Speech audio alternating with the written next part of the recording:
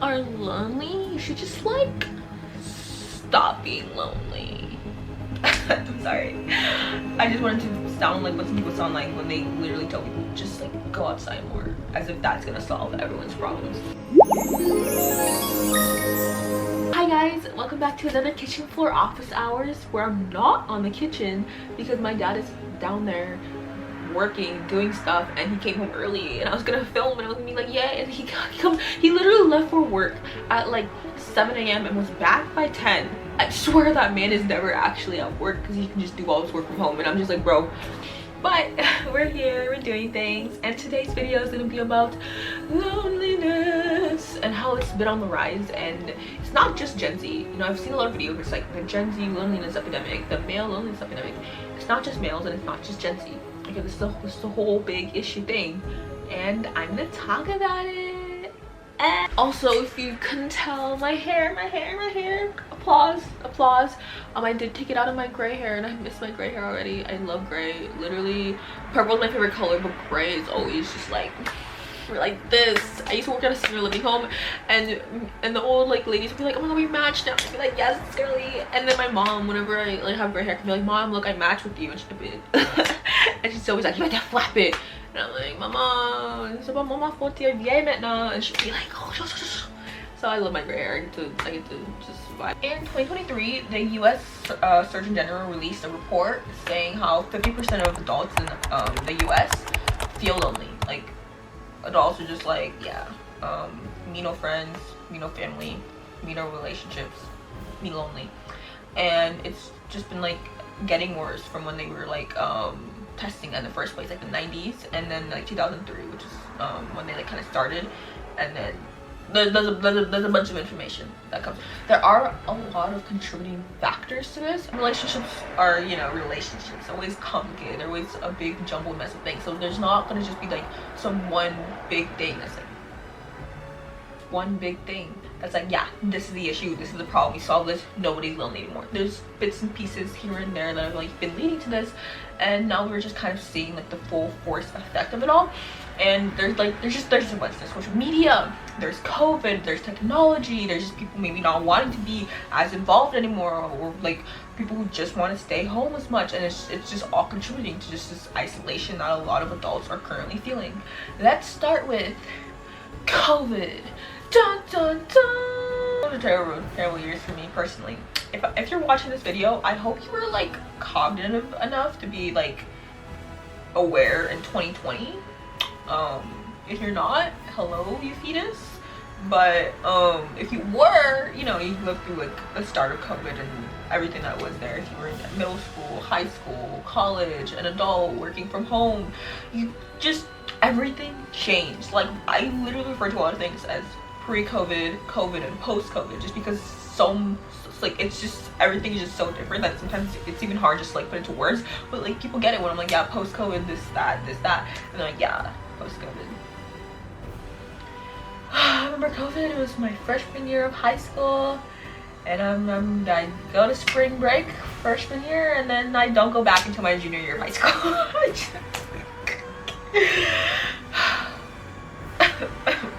Anyway, if you weren't there, or if you were there, recap.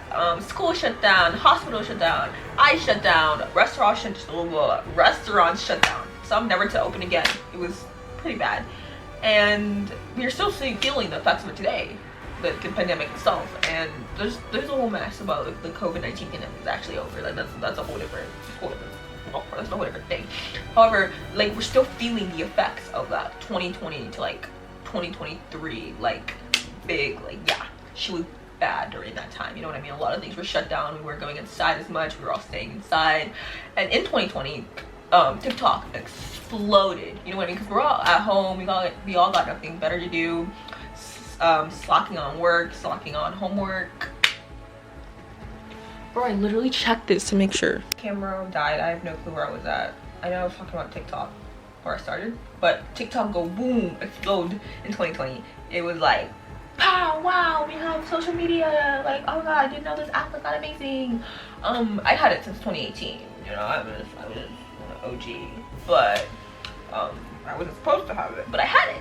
Okay, And 2020 was just like, it was like, it was alt TikTok, and then it was, what was it, like, was it white TikTok, or like an era that was. But like TikTok explodes during this time, you know, because the only really like means of communication we have is like social media. Like, we're all stuck inside with nothing better to do with their lives. Like, of course social media at this time is gonna explode, and of course we're all gonna be on it, sharing our opinions, doing all these things, and just like having fun on the app, because we need some sort of like social gathering, and that's the only place we can have it at that time. And now 5 years later, we're seeing the repercussions of this. We're seeing how, yeah, maybe our social skills have regressed just a bit, because we like kind of lost it in that time where we didn't really have to try as hard. Or some people got balls and thought that they can say anything on the internet, and that means they can do that in real life, and that they were not going to get, like, you know, clocked or something. No. Internet is not the same place as real life, and that's kind of a hard realization for some people. People don't get that, and they never really develop the social skills to like connect people in person. You know, we saw social skills regress, and we also saw the fact that people just never got to progress. I would say that word, progress with some social skills. Is my dad leaving now? Okay.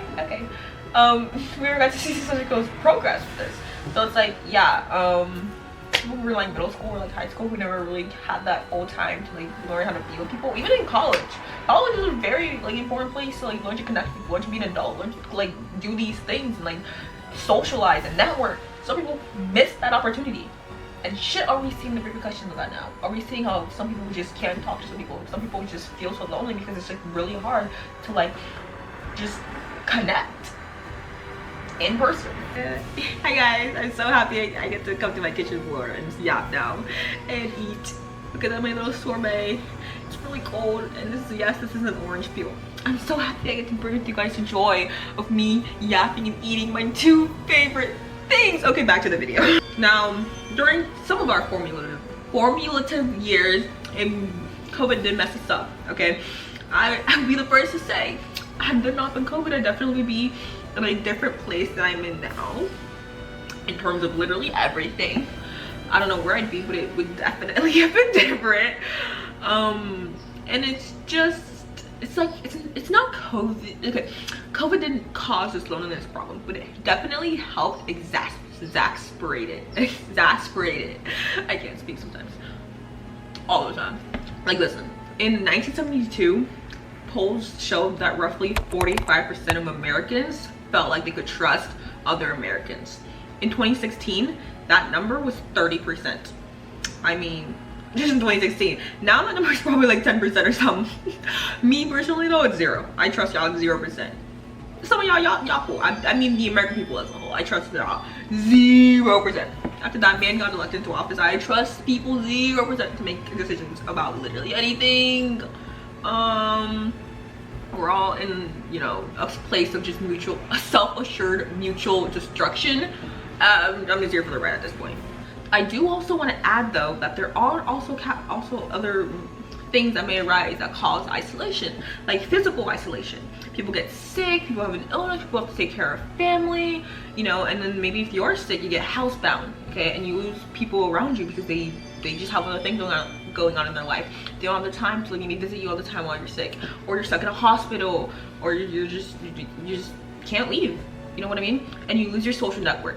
You lose a community that you had because it used to need you to like be there in person and like going to things. And when you no longer can do that, like physically, you might lose all that network, all that community, all the like social things that you used to do. Like, you just lose all that. Like, and it's simply like a physical problem because you physically cannot go, you physically cannot do these things anymore, and that is also a contributing factor to all of this.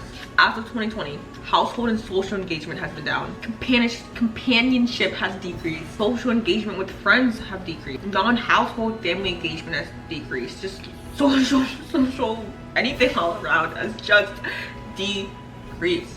Data collected from 2003 to 2023, we have some numbers, okay? 2003, on average, respondents spent about 4.75 hours a day alone, or 142.5 hours a month, aka about 5.9 days on average a month. alone. In 2019, it was 5.15 hours a day, about 154.5 hours a month, and then 6.45 days in a month, which, you know, you're like, okay, that's not like that big of an increase from like 2003 2019. You know, that's like what, like an extra day of isolation on average. But wait, it gets worse.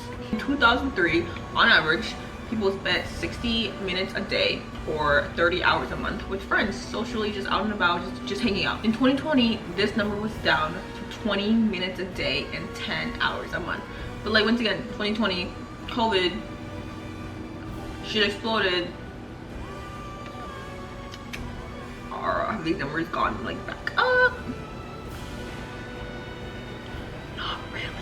Now this decline is most prevalent in, drumroll please, people aged 15 to 24, where in 2003 on average they spent that age group, in which I'm a part of, 150 minutes a day on average with friends. In 2020 this was down to 40. 40. Close friends has also decreased. 49% of Americans reported that they have 3 or fewer like close, like really good friends. Okay, in like 1990, that number was like 27% of people. Like, shit, man, the difference. I do wonder though if it's like harder for us personally to like have close friends, because like to have someone considered like my close friends, I'm not gonna say we can't like disagree on things, but we're gonna definitely have to agree on certain things. And I'm not gonna be close friends with someone who doesn't support like certain beliefs that I have. You know what I mean? Like that wouldn't make sense for anybody. Like in terms of having close friends. Okay, you know what I mean? Like there are countless videos on YouTube, on Instagram, on TikTok saying, people just saying, oh, I'm just lonely, it's just so hard for me to make friends, like I just don't know how to do this, or like I've tried and it's failed, or I have made close friends and they turned out to be terrible people. And then at the end of it, there's people who are just like, I've tried and at this point I've given up. I no longer even want friends. I'm gonna protect my peace and I'm gonna just not even go for it anymore. So at this point, I'm done. We also like have to remember like life experiences, identities, like being a part of a sexual or like gender minority, different like religious beliefs, different cultural beliefs, being an immigrant, being single, being overweight, like all these things, you might just not find friends who like want to be friends with you because of just who you are at that point. You know what I mean? As a kid, as an adult, there's always gonna be people who just don't like you for who you are. And I'm not gonna change the color of my fucking skin, you know what I mean? So there's just, at a fundamental level, people who are just barred from being your friends forever because they're bigots, and there's nothing you can do to change that. So at the end of the day, people just not make friends, like they don't know how. Is it because we've become so polarized from each other that at this point we can't even find people near us who we have like beliefs like that we agree with, that we want to be with, that we want to like make friends with? Like how we strayed so far from each other that we can't even find people in our like community like that live near us that we want to be friends with. Is that the issue? In my experience, I had one friend coming out of high school, one like super duper like best friend. We were like super close, we went to the same college, and that's who I knew coming out of high school, and it was safety, it was comfort. But at the same time, I decided to branch out. Like I wanted more friends and I had to make that happen. Like I had to start going to school more, like I was staying on campus. I joined clubs. I joined like 5 clubs. I became officers in clubs, and I started just like when I was studying, like talking to people, like going to study groups, doing all these things. But that was only possible after my freshman year of college, when I quit my job. Like I was working 30 hours a week.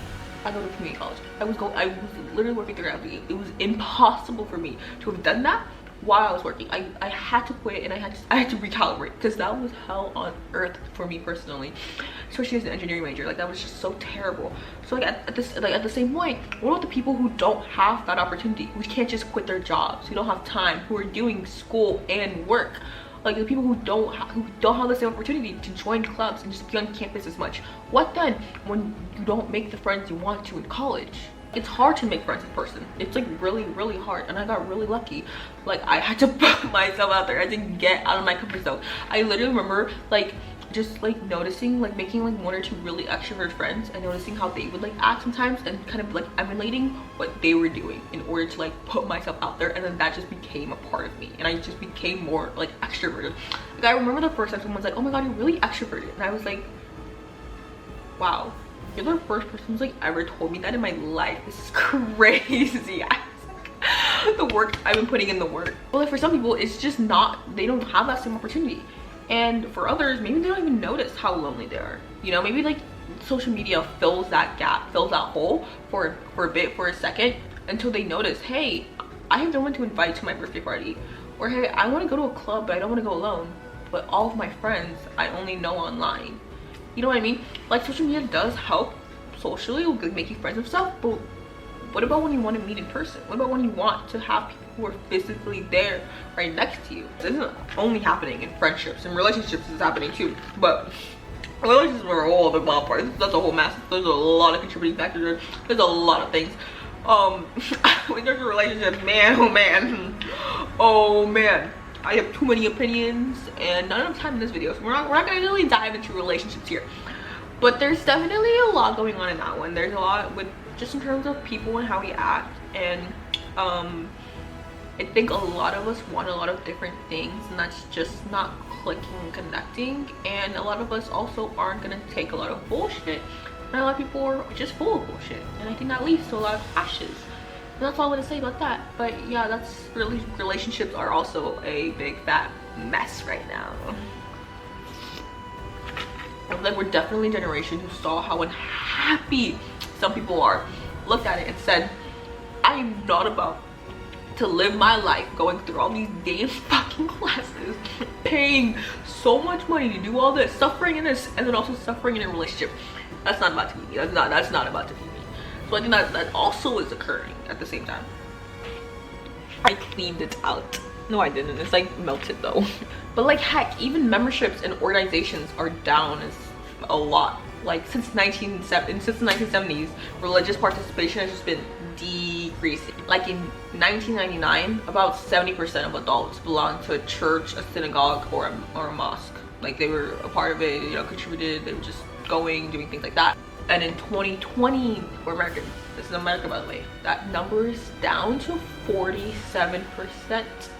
For the first time in history, it is down below 50%. Isn't that crazy? In terms of me, I don't really want to go into like religion and stuff like that. I do have a different video planned for that. I'm not religious. I'm agnostic. I don't really believe in religion and everything that goes on with that. I'm also like as part of the 53%. Sorry, I'm part of that. I'm part of that number. I'm part of the 53. I'm not gonna go into it in this video, but like, yeah, I'm really me, religion, and no thanks, personally. But yes, as a group, as a collective, we are lonelier than we were in the 90s, than we were in the early 2000s, at a time, by the way, that didn't even have social media. So, you know, like in an attempt to be like, oh, you know, we still have like social media, that should make us, you know, happier. We shouldn't be as lonely. We can like meet people from across the world. We have like the opportunity to meet anybody from anywhere instantaneously. We get to see people's lives from all over the globe. Like, why would we be lonelier being able to see that? Is it social media try to fill a gap that it just can't? That physical interaction just is always gonna be better. Like social media is never gonna be able to compete. That in an attempt to do so, it's making us lonelier than we have ever been. Maybe, maybe not. I'm not an expert, I don't know. But is the severity of loneliness a warning, a blaring red light telling us, hey guys, shit's about to get bad? Like mental health, anxiety, depression, physical illness is about to get so much worse. Is this an indicator that, yeah, y'all thought y'all were fucked before? You're about to be even more fucked now. Yeah. What's the solution here? What's the solution? What do we do? Do we just go outside more? Do we touch some grass? Do we just, I don't know, make friends with people who have totally different beliefs with us, that we are never going to be able to agree with, that we are never going to be able to see eye to eye with, that we probably will end up hating? Do we just let go? Do we be like, I guess I'll be friends with that toxic best friend who I like was friends with but that I actually hate now? Do I just decide to hole up in my room and say fuck it to friendships? I'm saying this in the first person, but I actually have a lot of friends that I love. So what do we do as a collective? What is the solution? How do we stop being as lonely as we are? What do we do? Someone tell us. I don't have the answers. But yeah, guys, it's getting scary out there.